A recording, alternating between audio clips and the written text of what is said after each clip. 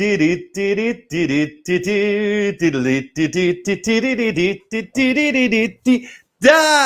it's Jeff Kravitz. And look, I made it back to my office here in Santa Monica. Let me adjust myself. Excuse me while I clear my throat and step to the microphone. 420 Live, Jeff Kravitz coming to you at actually 420 for the first time in a long time. I've been coming to you from the East Coast at 7:20 p.m., dialing it in with you guys and continuing to do the show. You know, my schedule was a little bit tougher there because I was traveling a lot, visiting friends, and it's 7:20. I get it. Why my East Coast people are so busy, because it's 7:20. It's prime dinner time. I can't tell you how many dinner invitations I had to turn down this summer. Not that I got a lot, but the two I got, I had to turn them down because I had to do the show and come to you live. And I have to say, it's interesting to watch which shows really popped. The Ozzy Osbourne show really popped on YouTube of all places. And maybe it's because I just put Ozzy Osbourne in the title there, so everybody was expecting to see Ozzy when they clicked in. Instead, they got me and my friend Greg Johnson. And it was actually a great show. We covered a lot of amazing ground.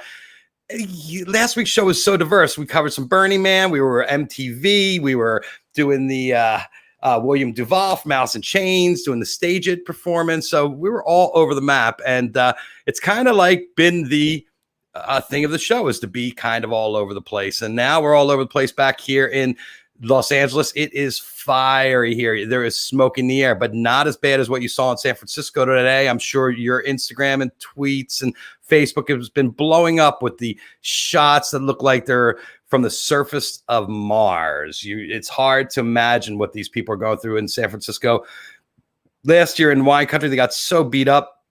And now 2 million acres of California is charred, 300,000 acres of Washington State. There's fires from Southern California all the way up to Seattle. We're going to talk to Henry Schwab on Friday from Fish Inc., and he's up there in Santa Cruz, I believe, and they got evacuated. I mean, everybody has had a hard time up there up north. And he's going to be on with artist David Welker. Tomorrow, we're going to have Laura Kimpton, Burning Man artist. So to keep in the artist theme today, we have my friend Steve Granitz. Steve and I, came up together in this business. He was at it a little bit before I was, but we're going to get to Steve in just a minute. The other thing I want to do is I want to downplay the fires, because, if you don't really talk about them, you downplay them, then nobody really thinks they're happening. And it's not just the fire in California, but the fire in Washington, D.C. and what's going on there. This downplaying of COVID is the reason we have 200,000 people dead and counting. So if you're up for the downplaying, more downplaying in 2020, you want 4 more years of downplaying, of told that it isn't as bad as it really is and we don't need to take precautions in our lives, then you know what to do. And if you're done with the downplaying and want a dose of reality and what's really going in our life, you know what to do also. And the main thing across all of these, the consistent thing I beat on the drum, is that headcount.org, that we need to register, make sure we're not only registered to vote, but even if you think you registered to vote, they have been purging the voters in different states for any reason they could find, because they're trying to win by cheating. And if the more people that vote, the less it is good for the opposition. So whatever opposition you're in, headcount.org will tell you all these facts and more, especially about your candidates and the different things facing us. So I'm beating the head count drum, and they're doing a fish giveaway there with lots of great stuff with Ben and Jerry's. And you could sign up and say hi. Yes. Hello, Mark Reckler. Hello, Phil Fernandez. We all got to eat. You want a dose of reality? Well, yeah, we got your doses here. Doses and mimosas. It's disheartening at times to read what's happened in our country and what continues to happen, and that people don't take things seriously, and they're not acting out of trying to protect our country and the people here. I think that we need protection, because obviously we're a bunch of idiots out there because they don't fund education. Yes. Are there still undecided voters? Yeah, there's a lot of people out there, I don't want to name names, but there's people out there that are like, I'm not going to vote for Trump, but I'm not going to vote for Biden either. You have to pick one or the other. and you have to pick which side you're going to be on. There's no, I didn't vote for Trump, so it's not my problem. Yeah, if you didn't vote for Trump, it's a vote for Trump. So it's kind of weird the way it works. It's kind of like a sandbar out in the ocean. The further you walk out, the shallower it gets. And that amazed me a lot this summer because there's a lot of sandbars in Jersey. Nice analogy, huh? Anyway, our guest today, Steve Granitz. You know, when I moved to Los Angeles in 1986, I got a job at Paramount Pictures doing payroll accounting of all things. Most of you know I am a math whiz, and I was a natural at payroll. And there I met Patricia, my friend Patricia, and Patricia would say to me, because I would tell her that I wanted to be a photographer when I grew up, and she was working in video production, actually. So one of the first people I met at Paramount was Tree. And she's like, you have to meet my friend Steve Granitz. You have to meet my friend Steve Granitz. And sure enough, I was out at an event. I think I kind of remember it was the Hard Rock in LA on Beverly and San Vicente. And Steve was out there working it. And we started talking, and a lifelong friendship. We're old friends, business partners. Steve started Wire Image back in the day, and he's been on the Hollywood scene, born and raised in LA, and since a young pup. Are you ready there, Steve? He's shy. We're gonna have to bring him out of his cocoon. Hi, Steve. First of all, I wasn't born in LA. I was born in Brooklyn, New York. Oh, sorry. But you came here when you were young, though, right? Yeah, I was a baby. But you know how it is. It's they inject you with a serum. When you're born in Brooklyn, that's it. You're a New Yorker. You're always a New Yorker. Well, you definitely have the New York attitude. Steve has been crowned the loudest mouth in Hollywood. That's what Jim Carrey said to me. Yeah. He actually was quoted. There was an article they wrote once about you and I in Us Magazine. And they were talking about all the photographers in LA and what they do and who they were. Right. And that quote was in that article. I'm going to have to dig it up. Yeah, I haven't seen that one in a long time. But, yeah, one time I was shooting Jim Carrey on the line. He said, the loudest guy in Hollywood next to me. And I said, no, okay, if you want to say it that way. But, you know, he was always pretty funny, always very animated. No, I shared this picture this week. And it's pretty, I think it's like 2004. It's like 15 years ago, right? A long time ago. In fact, I saw a little patch of hair, which is now missing, you can see. So I want that picture back in where I am right now. Actually, it doesn't make that much difference on your head there, Steve. That okay, well, thank you. Me and your twins. I know for sure. We both have the same head, big attitudes.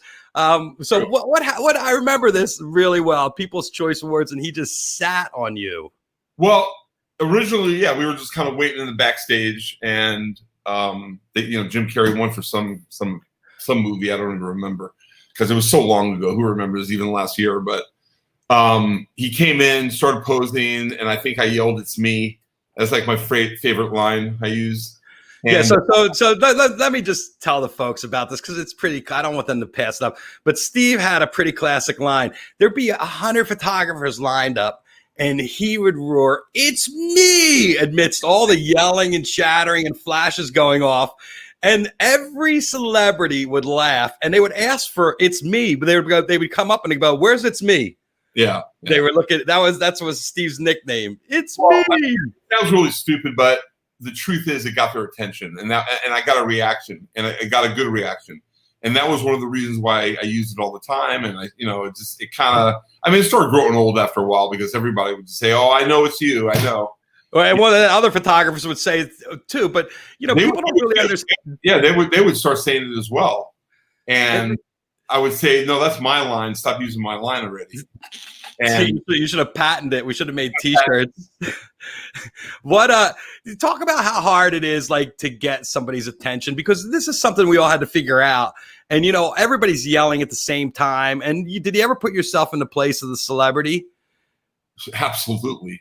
I mean, all the time. I mean, that's one thing I was always able to do is put myself in the situation where they might be. And it's got to be pretty annoying because you have, 50, 60 photographers screaming. And a lot of them, I think, get offended by the screaming. They really think you're like yelling at them in a horrible way. But all we're trying to do is get their attention. That's all we're trying to do. And, you have all kinds of people saying different lines, jokes, what have you. And it just depends. Some people are in the mood for it, and some people are not in the mood for it. You know, I mean, you know, one time I was shooting actually Sean Connery, and I said, Sean, it's me. He goes, stop the screaming. I'll shove the camera up your ass. You know, and I said, I'm sorry about that. And, you know, again, we're just trying to get their attention. But like I said, there's some people like Tom Hanks just loves it to death. Greatest guy in the world. And there are certain people that just really get offended and just don't want to hear the screaming, don't want to be yelled at. They want complete calm. Renee Zellweger, sweetest girl in the world, but just doesn't want to hear the screaming. How about Sam Jackson? Oh, Sam, you know what? Sam's great. One of the best actors around today. But he hates the yelling, boy. You know, yeah, if you even raise your voice, he'll look at you and say, you must be new. And the second he walks up, I mean, all of us, I mean, I'll say it as well. Say, hey guys, just don't say a word, just stay calm. Because well, no, it's very, well, people go like, Mr. Jackson, could I get a photo over here, please, sir? That's fine. Right. That's fine. But when you start screaming, you go, Sam, it's me. He will literally look at you and give you the most evil look you'll ever want to get. And you don't want to get that from Sam because Sam's a great guy. He just doesn't, you know, he doesn't like the noise. That's all. Yeah, and a lot of people, the thing is we want to try to keep them in that spot as long as we can to get the shots we need. Right. That's another story altogether because, you know, you have 5 or 6 people on the carpet shooting, and then you have like, it depends what it is. Sometimes you have 10 photographers. Sometimes you have 100 photographers. So it really depends, you know, what event it is. If you're at the Oscars, also depends what spot you're in. If you're in the beginning of the carpet, you're going to get a better chance of getting them longer and better quality photos because by the time they're at the end, they're kind of done already. You know, so you're good, Krav, because you know you're always on the carpet. You get them before they even go on the red carpet, actually. So you get them when they come out of the car. You might have a good background. No one's there. It's quiet, and you do. But I will say that my philosophy is a little bit different in shooting it. That I don't mind not being in the first spot because I feel sometimes they're rushed out of the first spot, and I get more opportunity as they're walking towards me to use the long lens and then line them up and get your full lens and stuff when they're in front of you. Yeah. That's totally true. I mean, myself, I don't usually use 2 cameras so much. Depends what event it is. But for the most part, because we only have like 5 seconds, see, people don't realize that when Sam Jackson comes on the carpet, you know, he'll walk up and go, hey guys, and you'll say, hey Sam, how you doing? You can talk and stuff like that, but he just doesn't want to hear the yelling. But you know, you literally have 5 full seconds maybe, and that's really about it. So you have to get their attention. You got to get a laugh. You don't want them just kind of staring into space. You want to get that. You want to get the humor out of them. You want to pull that personality out of them, and that's the key. That's what we're looking for. I'm looking for at least. And also the eye contact. Eye contact is very important. I mean, when you have Brad Pitt on the carpet, you know he's not going to stay there for 3 minutes. You know, believe me, it's you have to. I mean, I can shoot 75 shots of Brad Pitt in about 30 seconds. I mean, I can really just bombard him. But it's again, you have to be. You know, you have to really work it fast. You have to focus, literally focus the camera. You have to focus in your head as well because people are pulling them. Publicists want them for a different photo. And it's just very quick. Everything's super. It's like speed times 5. You know what I mean? It's very fast. You know that. Well, it's fast, and you have your checklist, right? You want to get a headshot. You want to get a medium shot. You want to get the full length. You want to try to get some detail on the fashion and stuff like that. So there's a lot you're trying to bang it out. You're famous for getting every little click of the head as they're turning. And then I put up every single shot. Single shot. Right. So when you look at the event afterwards, there'll be 500 pictures, and you might get 30 shots of them looking like this. You know, but you never know what the editors want. That's the way I look at it. Yeah, and you know what do I find interesting is when I see things used that sometimes they like the shots where they're not looking, where someone's shooting from the side when they're looking somewhere else. They're always looking for fresh content, so everything gets used. That's the way I look at it. Some might get used more, some might get used less. But you know, it's like a filing cabinet. If they go into Wire Image or Getty or Film Magic or any of the sites, you know, they can just type in a name and they can kind of just they have a sheet right in front of them. They have a proof sheet. And they can basically just pick whatever they want. They can scan it within 2 seconds. So it takes up maybe a little space, not too much nowadays. But to talk about like what you use in film in the old days and how hard that was. I remember it very well. I mean, when I would do the Oscars, I would bring probably about 150 rolls of film with me. I would load up my bag. I'd go to the store like day before, get 2-3 bricks, just unravel it all, put it all in my bag, make sure I have all my batteries, make sure I have my flashes. I mean, you got to understand, you can't go with one flash. You have to be prepared. I mean, especially when you're doing the Oscars, you need at least 7 flashes.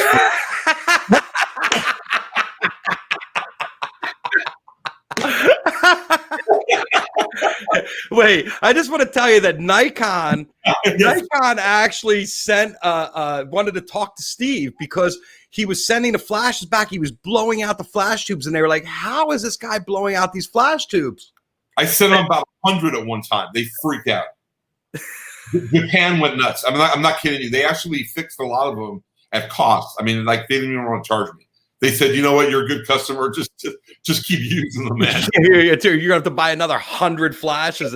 But you also have to understand. I don't know if this happened to you, but when we were shooting, especially film in those days, the flash front of the flash itself, the plastic, would literally melt. When you saw it melting, you knew you had to change a flash because literally there'd be like a big V indentation on the front of the flash.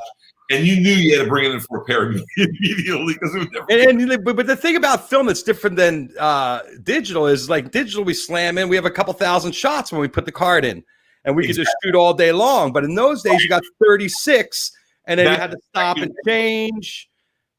Well, exactly. So basically, you would have like 20 rolls in your pocket.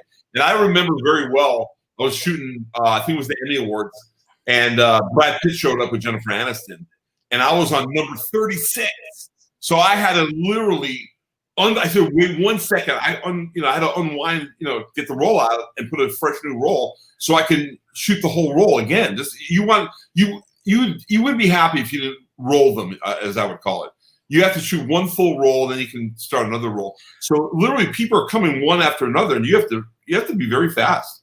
It's almost like being a gun, like a in the Wild West, the gunslingers, you know what I mean? You have to be right, but also when you were working with Celebrity Photo back in the day with Scott Downey, one of Scott's things was he always wanted to send out the best quality to as many magazines as possible. So you were called in-camera dupes, which were you would shoot as many you could of the same shot so you could send them all out to the different magazines. Otherwise, you'd have to take a shot and get it duped, and then it would take 24 hours, and it would hold the process up of getting the pictures out. Let me put it this way. I used to shoot for People magazine quite a bit. So I remember shooting the Oscars, and I would shoot 120 rolls. So as the arrivals were happening, and as I have those 7 flashes in my bag, and as I have 100 AA batteries to replace the batteries in the flash, because all this stuff was getting used so much, you had to replace them while you were shooting. It was like being a machine gunner in World War II. I mean, you really had to be really fast. It was this nonstop action. So for 2.5 hours, you were also eating protein bars, while you were shooting, while you were changing batteries.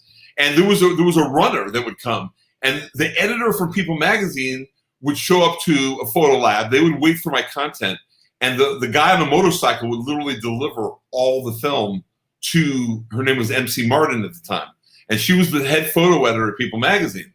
And she would develop the film. It would take 2 hours to develop. She would pick the photos that she would want. She would send them on an airplane that night, and it would arrive Monday morning in New York at Time Life. So the differences between today and, let's say, 20 years ago is you can't even compare. You really can't. It's astounding. I went digital. April 2000 is when I went digital, and I remember going to the airport and bringing the raw film to American Airlines and just sending that to New York, and they would process it at the People Mag lab.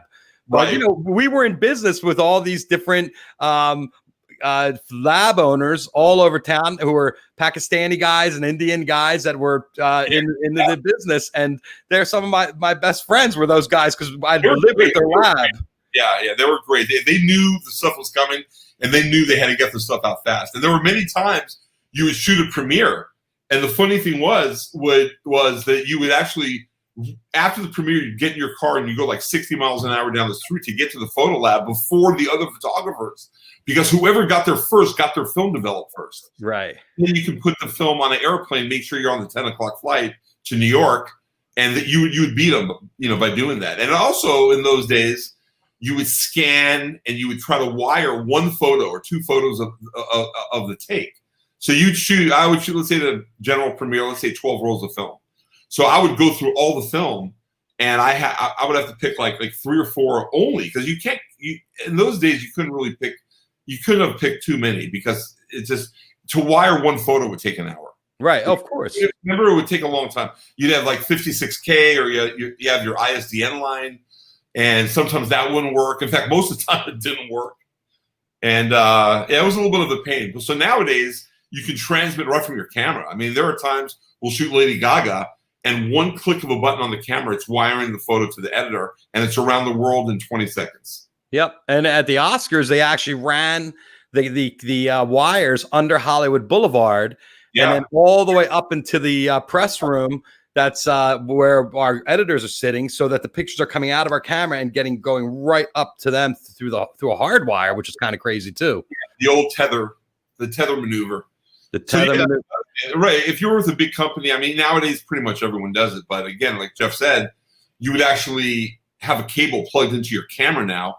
And the second you shoot 20, 5 shots, 10 shots, whatever it be, it would be in the editor's room within 2 seconds. And they were able to edit, put it on the site, and have it sent around the world within a minute. I mean, like literally within 30 seconds. Yeah. The key is, if you were at the beginning of the line and you shot Tom Hanks with Rita, or Russell Crowe, or any of these people, or any of the beautiful fashion, Kate Blanchett or Julia Roberts, any of the beautiful fashion that would happen, the photos would be online within 30 seconds. And some Julia Roberts might walk down the carpet, and it would take 30 minutes to get to some photographers. So these photos were out and published all around the world within a minute or two. Yeah. And really, again, the key thing is, if that's one reason why I like being at the beginning of the carpet, because I want them fresh. And if they're fresh, then you get them when they're ready to pose. They stand there longer, they do their thing, and then you have the pictures sent out, and they're all over the place within minutes. Yeah, but we have a lot of competition now. A lot of competition. Yeah, too much. Like everybody on the planet, including the celebrities themselves, that are taking their own content and putting it on their own Instagram of their outfits before they go out, and them at dinner, and it's scooping all the shots we get. People want to see that. They, arts, and they're getting that content for free. That's an Instagram issue. That's an Instagram issue. Right? I mean, see, that's another thing. When we were shooting film, there was no such thing as Instagram. There was no such thing as. Well, no. When we were wait. When we were shooting, you might be a photographer and you might shoot pictures, but if you didn't have an agency to distribute it, or know the editors to call it the magazines to sell the pictures, then your pictures were useless. And nowadays, people have that camera in their pocket and they get the shot. They put it on Instagram, and everybody has access to it.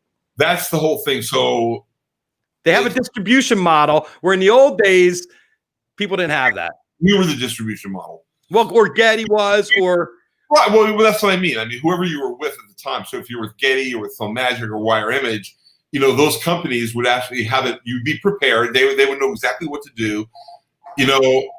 And that would be it. I mean, you basically, they would be prepared. They would take all the pictures. They would run with it. The editors were prepared. They were ready to get the images. And again, if you were a bigger company, and even if you were a smaller company, if you had a connection with that person, you were going to do well at that event for sure. It's all about speed. It's all about the speed. It's not the importance of the quality now is not even so much. I'll tell you the truth. I don't think quality matters at all. It's all about the moment. It doesn't matter unless something is so horrific. They're not going to use it. But if you have a picture, and even if it's overexposed, I mean, there are a lot of photographers just don't get it and they don't do it right. But if that happens, they'll still run the picture because it's the first shot of Julia Roberts or the first shot of Meg Ryan or whoever you want to, whoever you're putting out there at the time. And if you don't get that picture out ASAP, and you get it to them 30 minutes later, right? By the time they walk the red carpet, then it really kind of is. Then you're in the second tier of sales already. It's different. Yeah, well, it's different. And like I said, now what happened to our magazines? What happened to our newspapers? What happened to all the outlets that used to pay us for pictures? They're all evaporated. They're all going under one after another. Yeah. From Playboy to Rolling Stone. I mean, it's just ridiculous. And they're not the gatekeepers anymore themselves. The magazines aren't. People Magazine, all the information used to run through People Magazine. And now everything's on the internet. Well, I think, again, one of the most challenging things for myself is different for you because you go backstage and I'm backstage as well, but you're more of the VIP section. So in the day, you would get Beyonce with Taylor Swift, let's say, right? We, in the backstage press room area, will probably not get that picture. So it's also a big difference. You know, Beyonce could be in her limousine at the Oscars, on the way to the Oscars, take one picture, even outside her house. She'll get 125 million likes on her Instagram account. And everybody will run the picture. And we never even got a picture. So it has hurt the business. I mean, there's no doubt about it. It's really. I think it's a combination of everything hurting the business. The technology's changed. The outlets we used to sell to, and now you have COVID coming in, which has created a place where all the events we used to shoot are done. People are not congregating like they used to. The old movie premieres, the concerts, all of this stuff is done. We don't know when it's coming back. They're just barely let people eat in New York.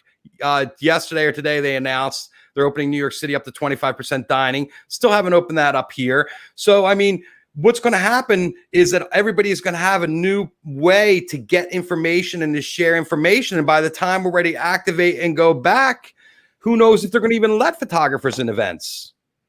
You know what? It was, we remember the days when we shot film, and that was a good time.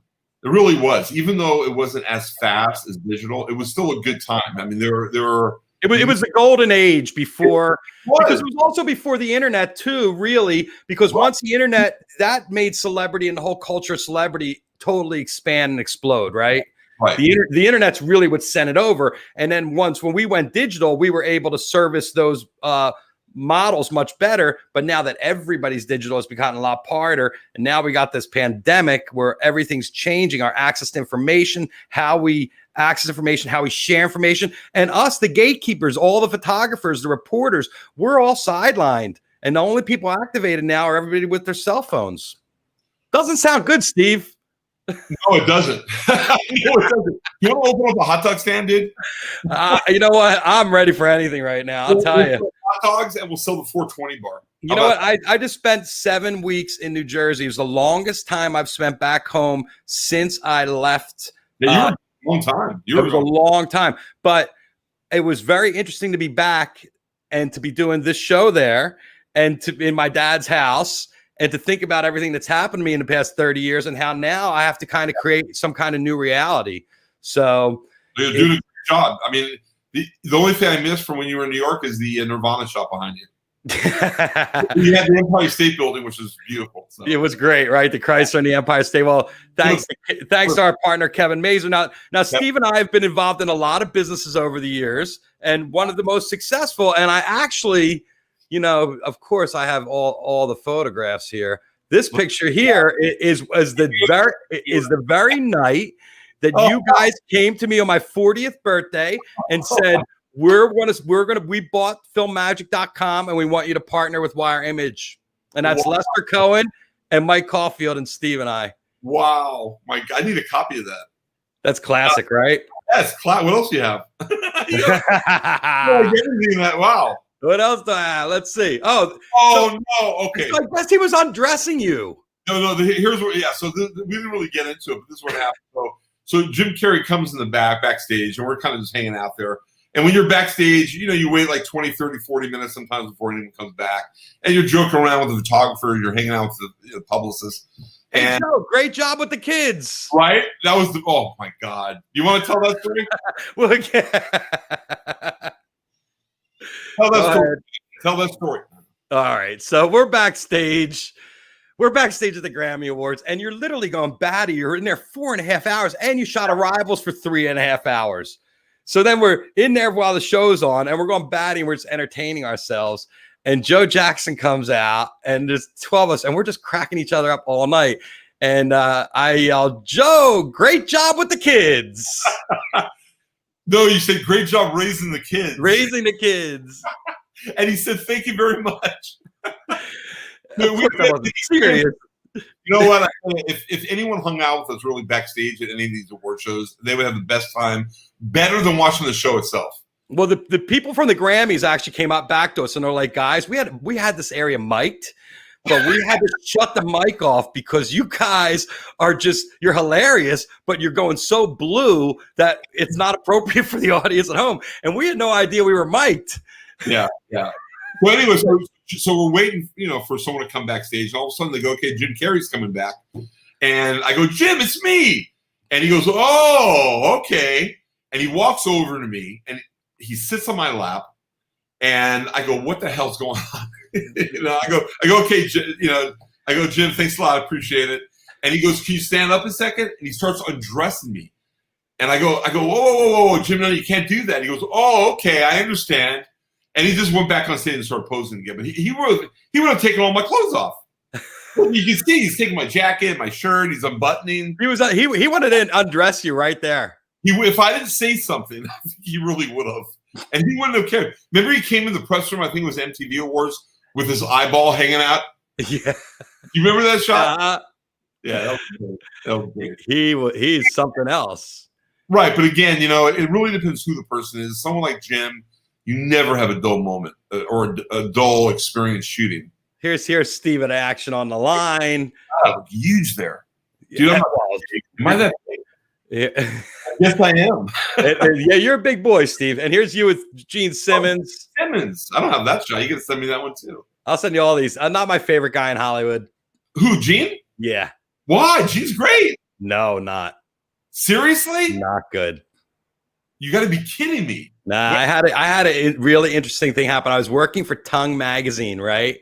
Which was Gene Simmons magazine, and I was the photographer for the magazine. And they had a party at the Key Club, which is now One Oak, which might even be closed by now, which used to be Gazzari's back in the day. Yeah, I remember. For you old LA people. And my friend Rich Chassler is there, and he's like, "Jeff, take my picture with Gene Simmons." And I'm like, "Rich?" I was like, "He's the biggest asshole. I really, really don't want to do it." And he's like, "Come on, Kravitz, please, please, please." I've known Rich since I moved to LA. So I'm like, all right. I'm like, "Gene, can we get a picture of Rich together?" And I take the picture, and Gene sees him nod to me and goes, he's like, "Thanks, Krav," and walks away. And Gene Simmons is like, "Come here. And I'm like, "What?" And he's like, "Don't ever use me to make yourself look bigger." And I was like, "Oh, fuck." He said that? Oh, I wanted to hit him. I wanted to hit him so bad. And I was like, he's an egomaniac. Oh, well, everyone knows that. Everyone knows that Gene's. Yeah, but the thing is that listen, I'm just there doing my job.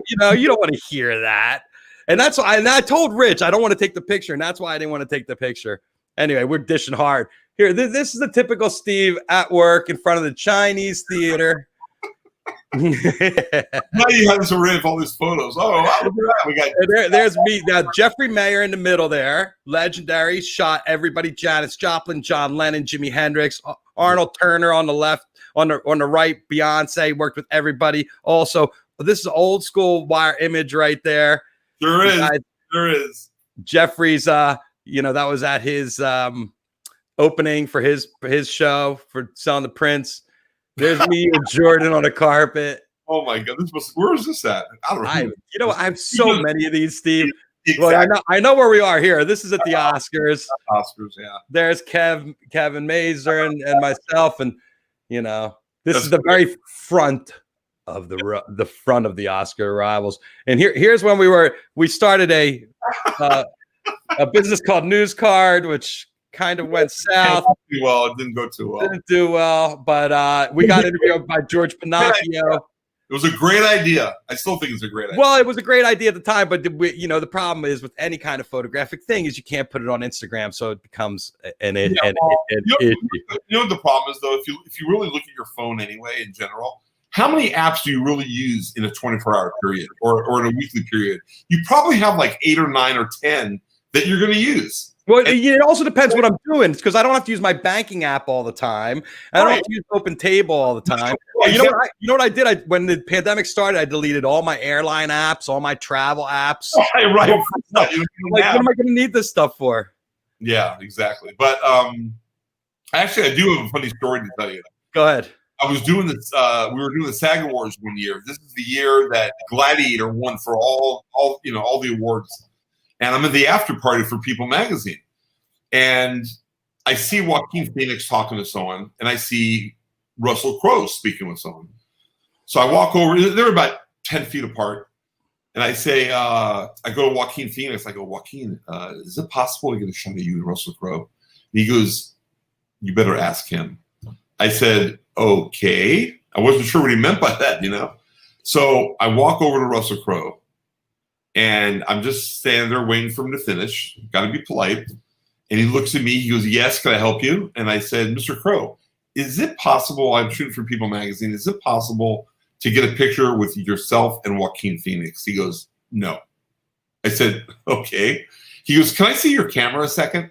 And I said, no, it's okay. He goes, no, I want to see your camera. I said, why? Do you want to break it? He said, no, I just want to see it for a second. So I give him my camera. And all of a sudden, he takes the camera. He starts taking a picture of me and this guy. And he takes like 20 shots, and he gives me the camera back. And he goes, $500, please. I go, $500? I go, you're Russell Crowe. You should be charging at least $2,000. And he started cracking up, gave me the camera back. I still never got the shot of the two of them. And this is what goes on a lot of the time. You must experience that too. A lot, right? That sometimes people just don't want to get a shot together for whatever. Yeah, but you know what I've learned in my old age was better to ask forgiveness than permission. Oh, I agree, but they were so far apart I couldn't get a shot. Yeah, I know. Sometimes you got to ask them to go apart, and they do defer to the name, whoever the name is. Yeah. And we've all done the dance with this publicist or that publicist to try to help you get, and it's Herculean effort sometimes to try to get these people together. The good thing is when you do it, when you've done it a long time, like both of us really, it helps a lot because even if they don't know your name, they recognize the face. And they feel comfortable. And a lot of the times they'll say, oh, yeah, sure, let's do it. Let's get a shot. Well, they know that you're allowed in a zone where no one else is, right? When you're shooting for People Magazine or you're the house photographer, and that makes it a lot easier to work with people, and you tend to get a lot better stuff. But a lot of the stuff that sells is that red carpet stuff and the fashion and stuff like that. What are we going to do, Steve? What's going to be the future of the Hollywood entertainment industry? I'll be honest with you. What you said is everything. I mean, I always like shooting behind the carpet, not on the carpet. On the carpet to me was a little bit more of a pain in the butt. I mean, I always like shooting behind the line because I can focus and get what I needed, the over the shoulders, the earrings, cool glasses they might be wearing, shoes. And I like to focus on those things. So I was always very comfortable just doing that and being in my position and getting my shot. But the truth is right now, I think we're screwed. I really do. I think it's not going to be for a very long time that we're going to be able to be on the carpet or even backstage. Hold 1 second. I'm sorry. That's all right. Got kids here. I know. Being on the door. So, it's going to take a lot of time, I think. And I really think they need to get they need to do something for the virus. If they can come through with a vaccine that works, that's not going to just be given to us by Donald Trump. With a microchip in it from the Russians. Yeah, right. Which kid is that? Bring him on. I want to see him. Right, here's my little daughter. Come here. You want to say hi? We're online with everybody. I look bad. No, you don't. No, you took a nap. You can't look worse than your dad. Yeah, you can't look worse than me. Come on, just say hi. Just say hi right there. Come on. Hi. Yeah, her name is Noah. She's 9 years old. Say hi. Look at the camera. You're saying hi to everybody. Hi. Then I have my son. Come here, son. You don't want to say hi? Come here, real quick. Come here, this is my son. He's 15 and a half. Hi. I was at your bar mitzvah. Yeah. It was fun. I still have the shaker. Yeah. He's a lot bigger now, right? I know. It looks good. Like 6 feet tall. Has he started shaving yet? I don't know. You shaving, Aiden? Are you shaving yet? My mustache. He said his mustache. Oh, good. I don't watch him shave, so. Noah said he started at 12 years old. didn't. Yeah, you started did. this- You know, we're getting back to what we were saying about the arrivals. I mean, right now the Venice Film Festival is going on, and the good thing about that is, I mean, not a good thing about this part, but not too many celebrities have really showed up. I mean, you got Kate Blanchett, you got a few others. So, but the good thing is there were 30 photographers shooting the event, which is, I think, a good sign. It's a good start, because if they do it, then hopefully other companies will start and they'll follow in their line. They'll if they have 20, 30 photographers. So they did a red carpet and talent actually showed and walked it. They did. A lot of people I didn't recognize. I mean, maybe they were from Italy. They were Italian actors and actresses. So, but there were some people, like I said, Kate Blanchett, and there was a couple other like pretty big names. So, so I think Taylor Hill was there, the model. So, I mean, even if you get a few people, at least it's starting to open up a little bit. Now, like I said, I think I'm hoping by January, February, maybe a legitimate vaccine will come through. And I guarantee. But the thing about the vaccine is that it has to be enough for everybody, right? There's going to be more than one vaccine coming out, and you have to see if it works and everything. I think I still think we're a year away from events in America, especially the way things are going. Yeah, I think so too. Unless they want to take a chance, which I don't think they will. Well, first of all, you can't downplay a pandemic and then expect everybody to go back to normal because you didn't do the right thing in the beginning. Right. But the question is, why did they open up in Italy? Are things so much better in Italy? Italy closed down so hard. I think it's kind of like New Jersey and New York. If you look at those numbers, they're down so far. They've beaten it down so far. But, now they're starting to open up restaurants, and hopefully they'll be able to keep the numbers down. I mean, fingers crossed that that there's not a second wave of this. Because the numbers in New York were astoundingly bad last winter, and we don't want a repeat of that. You know what? If you were to tell me in February that this was going to happen, in fact, I went to Thailand with my family last December, and we were in China. Actually, we stopped at the airport in Beijing, and we were there for like 5 hours just waiting to get a plane to go to Thailand. And at that point, it was like December 20th, let's say, and we also came back on the 31st. So there must have been cases going on that we didn't know about, but no one knew at the airport. We were just kind of hanging out, just, in the VIP room, eating some sushi and stuff like that. Right. And so no one even knew about it, but it's just no one, if you were to tell me at that time that we would be dealing with this. Oh, Steve, the first 6 weeks of this year were unbelievable. We got almost all our events done by the middle of February, which never happens. Thank God that the Oscars weren't in March. Otherwise, Oscars would have been canceled. We got it done, really good early on. But didn't they do nominations today or something? Was that today? I think I saw a picture that Fraser took at the nominations. Yeah, I think so. But you're talking about the Emmys? No, I thought it was it might have been the Emmys, but I didn't see. No, it can't be the Emmys. The Emmys are soon. No, you're right. It could have been the Emmy nominations, is what it was, not the Oscars.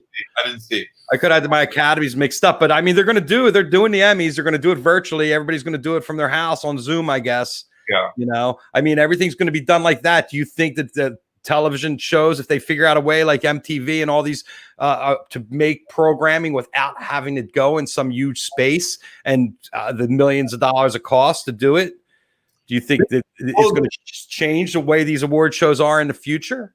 The thing is, they can do really whatever they want, whatever they choose to do, whatever they feel safe. You know what I mean? And it's not really, unfortunately, we can't dictate to them, say, hey, we need 50 photographers here. You know what I mean? It's like we're the last thought on their mind, unfortunately. And I think a lot of things are going to be done remotely too. I mean, you could have a remote red carpet where you just have a bunch of cameras there that are that people stop and do it like a fashion cam, where they sit and they do a little spin, and then that's what goes out on the Twitter and everything like that, and people grab stills off of it.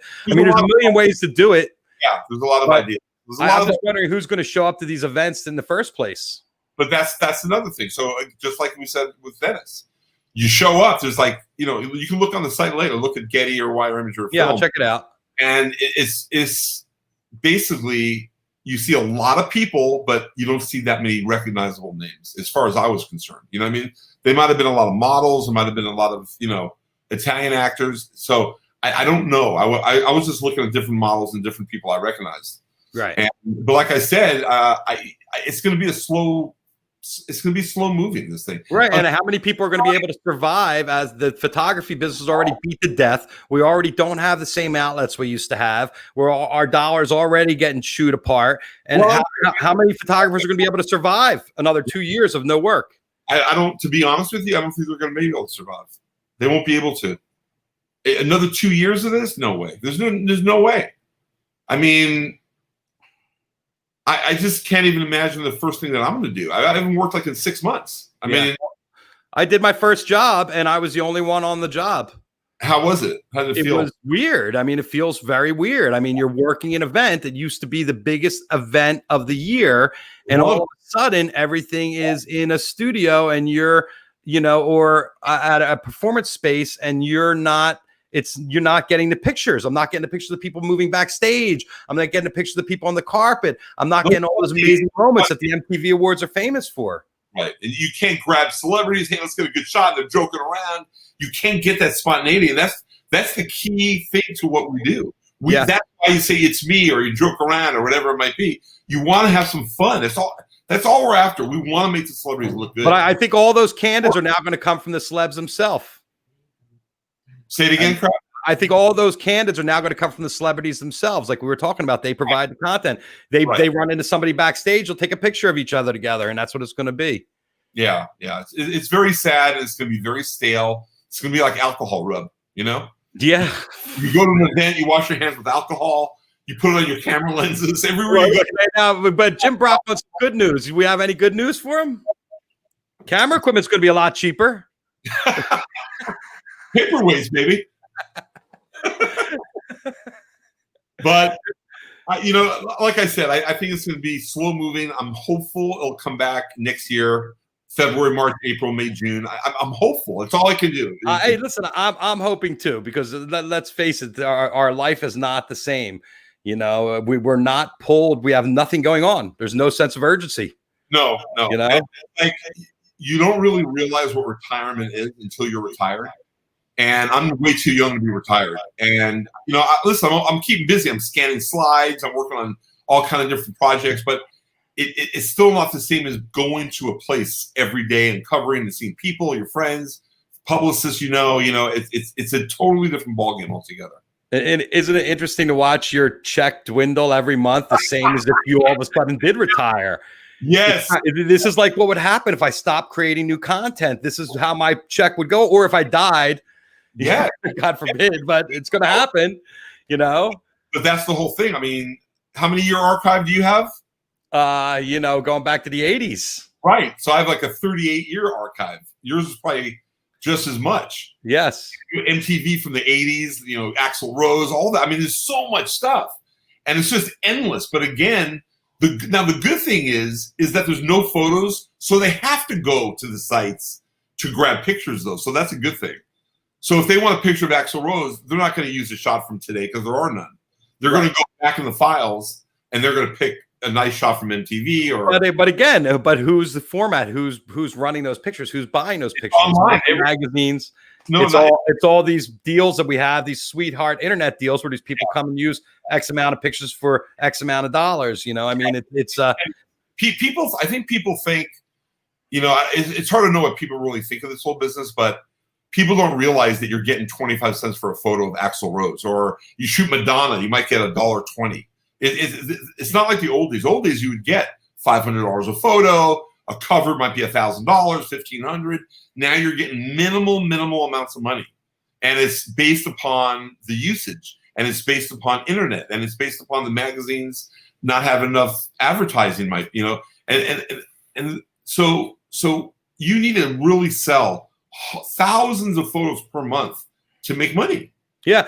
Well, 29 cents, you're not making money. When the internet came about, as photographers, we thought it was just like an add-on. So it's like, oh, we're going to sell the magazine and we're going to use it on our website and pay $75.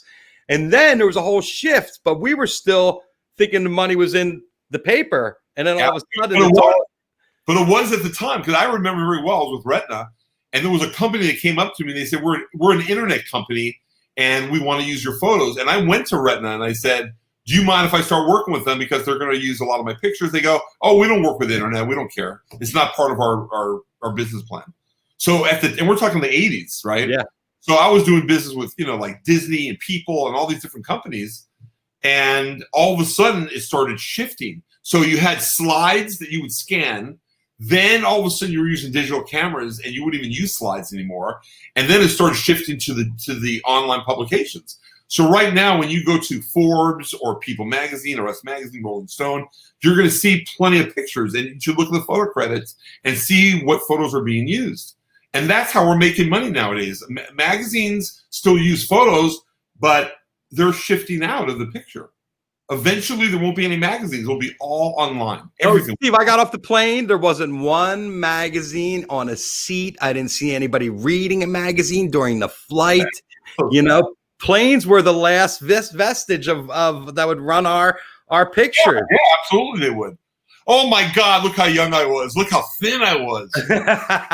Oh my God. Wow. Look at the hair. Dude, I had like Elvis hair. Look at me now. Kravitz, show yours. Come on. I'll tell you. Yeah, we're two peas in a pod. Kravitz on Granitz. Kravitz. And you know what? I got credentials. I used to get credentials. They say Kranitz or Gravitz on them. It would be a combination of both our names. We were so confusing. And this was taken at the Oscars. This picture was one of my favorites for so long. I mean, we posed that. God. You know what, though? Those are the favorite moments I remember the best. Those are the best moments. 1 second, Kayla. I'm online. I don't. Yeah, I mean, we probably have a lot of shots of you and I. Oh yeah, well they're all over the internet's full of them. We're in the back of so many different pictures. It's not even funny. And there's our other partner in crime. We should give a shout out to Kevin Mazer. He is the thorn in your side. Listening to you and Mazer go at it is one of my favorite hobbies. Well, you have the video? I know you have the video from that day. I don't have it queued up, but this year at the Oscars, Steve was going at Kevin, and I videotaped it. And then you were so mad, Steve. It was so great. I just love getting under your skin. I don't even remember what I was mad about. Do you remember? You have any idea? Yeah. You were mad. I think you were mad at Spirit. Something happened at Spirit Awards where he was in the shot all the time. Oh, yeah. No, that couldn't have been right because you weren't at Spirit. No, I wasn't. Welcome to America. Exactly. You know what, Steve? Our stories have stories. Every story we have, there's another story inside the story. There are too many stories. We actually should write like a book. Me, you, and Kevin should get together really one day and spend like some hours together and just write down anecdotes. Oh my God. It would be so many. It would be ridiculous. It'd be the funniest photo book ever. Someone asked how you got started early on up here. How did you get involved in photography and specifically celebrity photography? Now, I know you were an autograph fan. You would go collect autographs when you were a young teenager, right? It wasn't. Okay, here's exactly what happened. I was in junior high school, and we're talking 1977, 78. And I had a friend that I met during junior high school. His name was David, and I still talk to David. We're still friends. David Alkaby. David Alkaby, yeah.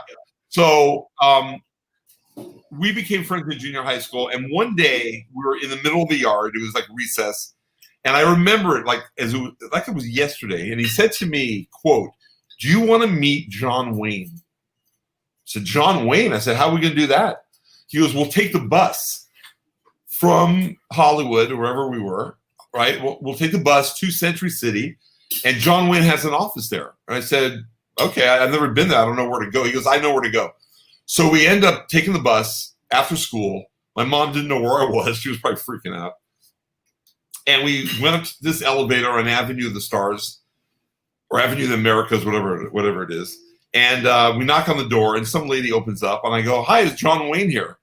And they said, "No, Mr. Wayne's not here right now. Can we help you?" And I said, "Oh, we just wanted to meet him and say hi." This is a totally true story. And they said, "Well, he's not here now." And I said, "Okay." And they said, "Would you like an autograph picture?" So I was never looking for autographs. I never cared about autographs. This is true.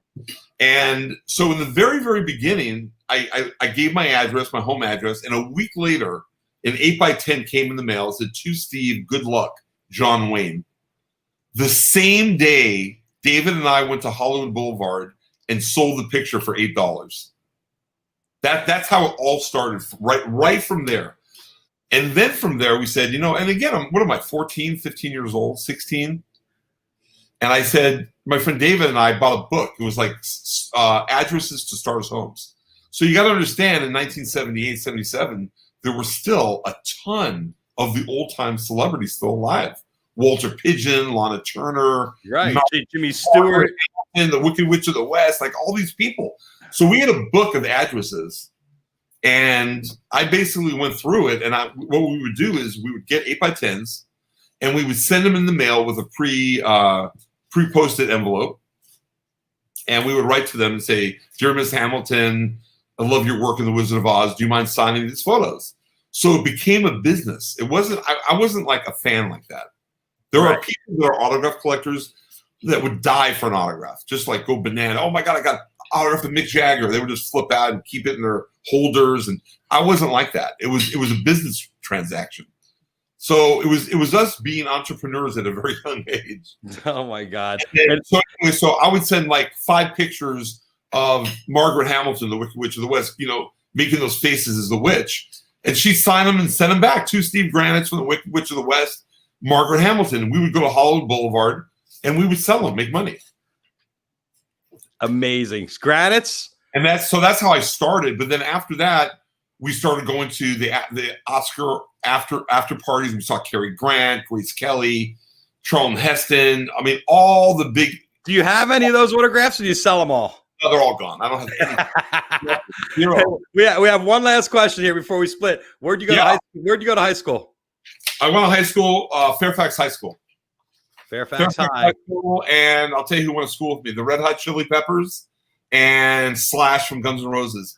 He would play the guitar like on a stage right at lunchtime. So I would have lunch with my friend Tony, and I would just look to the left, and he was sitting there just jamming. His name was Saul Hudson. He used to work. Hudson, yep. And he actually strung up my first guitar for me at the guitar shop across the street. I walked up, I go, "Saul, how much would it be to string it?" He goes, $5. It's okay. So it took him like 30 minutes, whatever. Yeah, you still don't know how to play it. I'm going to teach you though, Steve. I wish you would. I have a lot of guitars. I know you do. Granitz, I love you. You're like a brother to me, and we've had such a great history together. I love you so much. And I got to tell you, when I started doing the show early on the first week, Granitz called me up and he's like, "Kravitz, if you stop, I'm going to strangle you. You just keep going because this stuff's really good." I don't know if it's good or not, but it's better than good. You're excellent at what you do. You're funny. You have a great sense of humor, and you're not boring. And the thing is that's the key. Every day is something different with you. You have different people that I never even heard of. I go, how does he even know these people? You know everyone.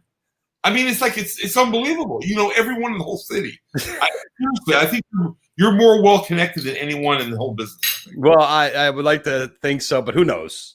I'm not keeping score. It's the game of life. I'm not trying to win. I'm just trying to survive.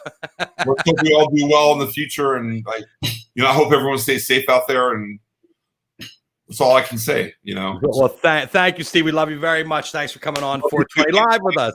Thanks for having me. All right, talk to you soon, buddy. Bye. There you go, my old friend Steve Granitz, family show today and talking to artists this week. Tomorrow we're going to have Laura Kimpton, the woman who makes all the big letters. She did the Love, L-O-V-E letters that were on the property, the winery last year, where everything got burned down except for these letters that were standing. You've seen her work. She's a Burning Man artist. Magic, Believe, everything you see out there on the playa, the big letters, people climbing up all over them. That's Laura Kimpton. She is one of a kind. She's going to be on tomorrow. And on Friday, David Walker, fish poster artist and artist in general, and with Henry Schwab from Fish Inc. So thank you all. Thank you, Steve Granitz. It was great to see you and the kids today. I love that. I love the family vibe. It's what we do now. We're dads. We're 24-hour dads.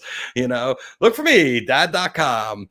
Peace, love, happiness, everybody out there. It's nice to be back on the West Coast. The fires are going to stop. The weather is going to cool down, and we're going to get back to some sense of normalcy here. I can't wait. I'm looking forward to it. I don't know how normal, but whatever it is. Here's the hug. Oh, thank you.